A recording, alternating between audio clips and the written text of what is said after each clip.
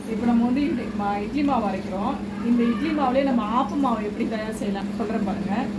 இப்போ நான் வந்து கொஞ்சமாக உளுந்து வந்து எக்ஸ்ட்ரா போட்டிருக்கேன். நான் உளுந்து பாருங்கள் அரைச்சி வச்சுருக்கேன்னா, இதை வந்து தனியாக இந்த மாதிரி ஒரு பாத்திரத்தில் நமக்கு எவ்வளோ தேவையோ அந்த அளவுக்கு. இப்போ எங்களுக்கு நைட்டுக்கு 4 பேருக்கு எங்களுக்கு தேவை.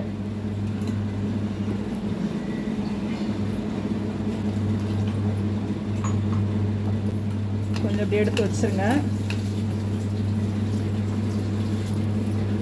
1 ஸ்பூன் அளவுக்கு வெந்தயம் எடுத்து ஊற வச்சுருக்கேன். இது ஊறிட்டு இருக்கட்டும். இப்போது இங்கே வந்து நான் வந்து இது வர மாவு, இடியாப்ப மாவுன்னு சொல்லிட்டு அரைச்சி வச்சுருக்கேன் நான். இப்போ இது எப்படி அரைக்கிறதுன்னு வீடியோ போடுறேன் பாருங்கள். இந்த மாவை எடுத்துகிட்டு நமக்கு எவ்வளோ தேவைன்னா, இப்போ இதுக்கு வந்து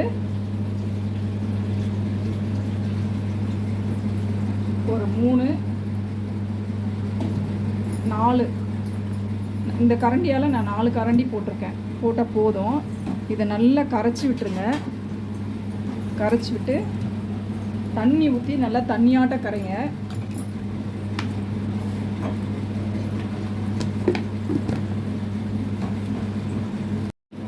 இப்போ வந்து இதுக்கு வந்து தேவையான அளவு உப்பு போட்டு நல்லா கையால் கரைச்சிட்டு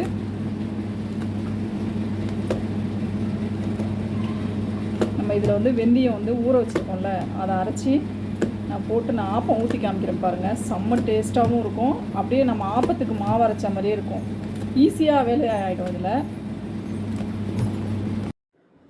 இப்போ வந்து ஆப்பத்துக்கு மாவு நம்ம கரைச்சி வச்சுருக்கோம். அதில் வந்து நான் 1 ஸ்பூன் வந்து வெந்தயம் ஊற வச்சு வச்சுருக்கேன் பார்த்தீங்களா, அதை போட்டு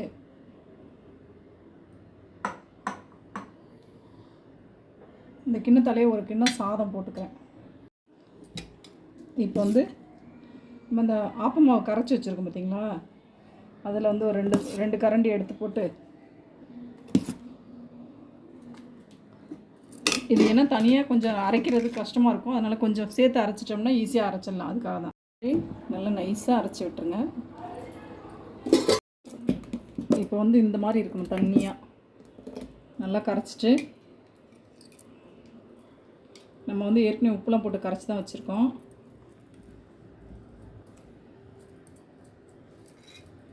பிளேட்டை போட்டு மூடி ஒரு 4 மணி நேரம் இல்லைன்னா 6 மணி நேரம் குளிச்சதுக்கப்புறம் ஆப்பம் ஊற்றி காமிக்கிறேன் பாருங்கள் எப்படி இருக்குன்னு. இன்னும் கொஞ்சம் தண்ணியாக இருக்கும் மாவு.